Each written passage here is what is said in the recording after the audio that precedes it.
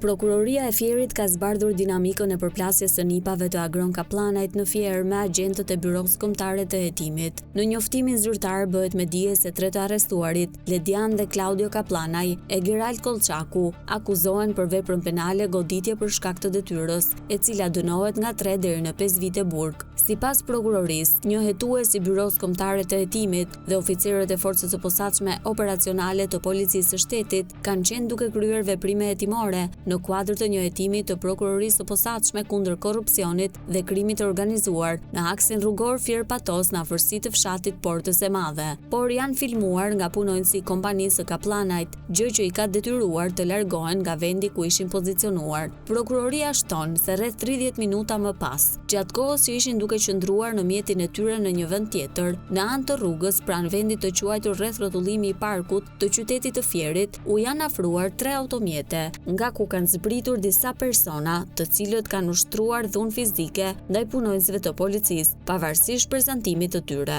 Por këtë version e ka kundërshtuar vetë Kaplanaj, një nga bashkëthemeluesit e djathtas 1912. Sipas tij, ishin hetuesit defektivët ata që nuk u identifikuan, madje pretendon se kishin nxjerrë edhe armë zjarri për të intimiduar familjarët e tij që aktualisht ndodhen në pranga.